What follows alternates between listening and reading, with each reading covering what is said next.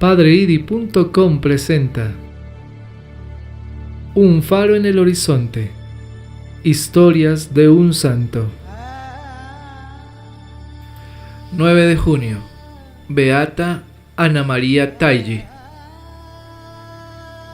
Tal vez no hubo en toda Roma durante el siglo XIX una mujer más notable que Ana María Taglio, la abnegada y trabajadora esposa de un criado y la madre ejemplar de muchos hijos, quien fue honrada con la particular estimación de 3 sucesivos pontífices y cuya pobre casa fue el centro de reunión para muchos de los altos personajes de la Iglesia y el Estado que buscaban su intercesión, su consejo y su opinión en las cosas de Dios. Ana María Antonia Gesualda nació el 29 de mayo de 1769 en Siena, donde su padre era boticario. La familia perdió sus bienes y, reducida a la pobreza, emigró a Roma, donde los padres de Ana trabajaron en el servicio doméstico, en casas particulares, mientras que la joven se internaba en la institución que se encargaba de educar a los niños sin recursos. A la edad de 13 años, Ana comenzó a ganarse el pan con su trabajo. Durante algún tiempo estuvo empleada en una fábrica de tejidos de seda y después entró al servicio de una noble dama en su palacio. Al convertirse en mujer, experimentó una fuerte inclinación por los vestidos ostentosos y el deseo de ser admirada, lo que en ocasiones la puso al borde del mal, y si no cayó en los abismos del pecado, fue por sus buenos principios.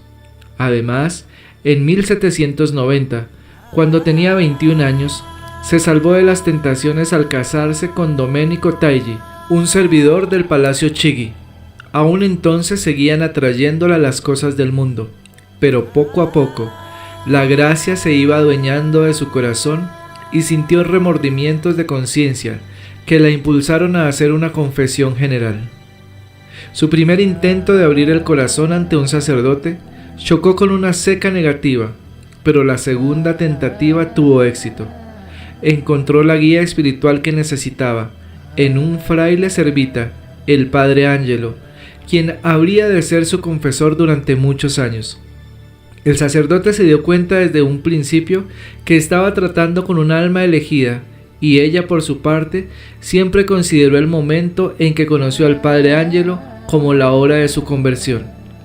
Desde aquel día, renunció a todas las vanidades del mundo y se contentó con vestir las ropas más sencillas. No volvió a tomar parte en diversiones mundanas, a menos que su esposo se lo pidiera especialmente. Su mayor consuelo y alegría los encontró en la oración, y su generoso deseo de someterse a mortificaciones externas tuvo que ser moderado por su confesor, quien la adaptó a los límites en que no afectaba los deberes de su vida diaria como ama de casa. Su marido era un buen hombre, pero de escasas luces y muy quisquilloso. Si bien apreciaba las evidentes cualidades de su esposa, nunca pudo comprender los heroicos esfuerzos de Ana por adquirir la santidad ni sus dones especiales. Ella siempre cumplía sus deberes cotidianos del hogar con extraordinaria entrega. Con referencia a la época en que la beata comenzaba a ser conocida y admirada, Domenico declaró: con frecuencia sucedía que al regresar a casa la encontraba llena de gente desconocida, pero en cuanto Ana me veía, dejaba a cualquiera, ya fuese una gran señora o tal vez un prelado el que estuviese con ella, se levantaba y acudía a atenderme con el afecto y la solicitud de siempre. Se podía ver que lo hacía con todo el corazón. Se habría arrodillado en el suelo a quitarme los zapatos si yo se lo hubiese pedido. En resumidas cuentas, aquella mujer era una felicidad para mí y un consuelo para todos. Con su maravilloso tacto, era capaz de mantener una paz celestial en el hogar, a pesar de que éramos muchos, de muy distinto temperamento, y había toda clase de problemas, sobre todo cuando Camilo, mi hijo mayor, se quedó a vivir con nosotros durante los primeros tiempos de su matrimonio.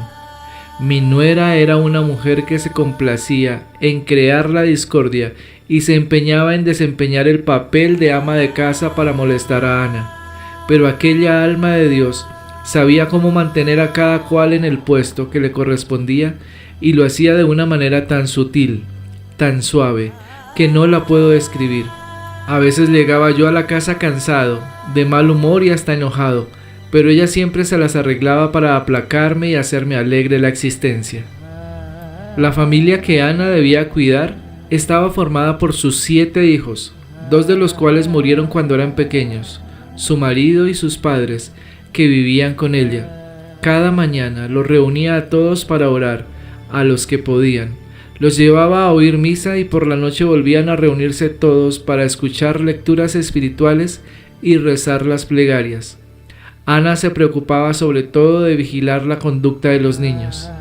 También tenía tiempo la beata para trabajar en sus costuras, con las que muchas veces complementó el escaso salario de su marido, y otras pudo socorrer a los más pobres que ella, porque siempre fue extraordinariamente generosa y enseñó a sus hijos a hacerlo. Se diría que un trabajo doméstico tan excesivo hubiese monopolizado las energías de cualquier mujer. Sin embargo, las obligaciones familiares no la privaban de entregarse a experiencias místicas de gran altura.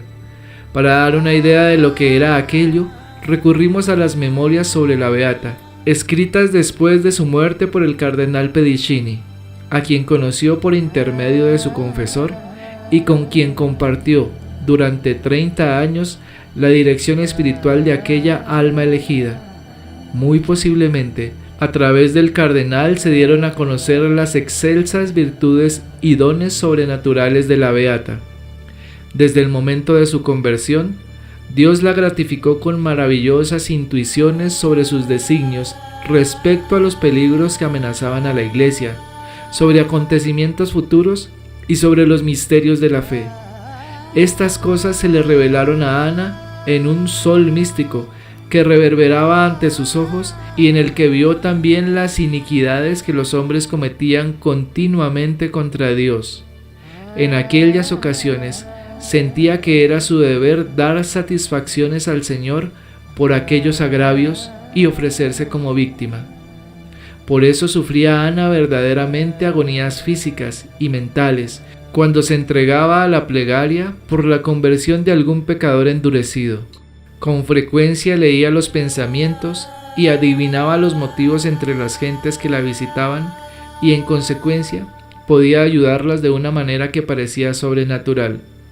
Entre las personalidades que estuvieron relacionadas con ella debe mencionarse a San Vicente Strambi, a quien ella pronosticó la fecha exacta de su muerte. En los primeros años después de su conversión, Ana María tuvo abundantes consuelos espirituales y arrobamientos, pero más tarde, especialmente durante los últimos años de su vida, sufrió grandemente por los ataques de Satanás. Estas pruebas, aunadas a los quebrantos de salud y a las murmuraciones y calumnias, le dieron ocasión para mostrar resignación y soportarlas alegremente. El 9 de junio de 1837 murió, al cabo de 9 meses de agudos sufrimientos, a la edad de 70 años. Fue beatificada en 1920 y su sepulcro se encuentra en Roma, en la iglesia San Crisógono de los Padres Trinitarios, en cuya orden la beata era terciaria. Su cuerpo incorrupto yace en ataúd de cristal para que pueda contemplarse. Ana María Taille es la patrona de las mujeres que reciben maltrato verbal de sus esposos. Gloria al Padre, y al Hijo, y al Espíritu Santo, como era en el principio, ahora y siempre, por los siglos de los siglos. Amén. Señor nos bendiga, nos guarde de todo mal y nos lleve a la eternidad. Amén. Feliz y bendecido día. La Virgen me los acompañe hoy y siempre.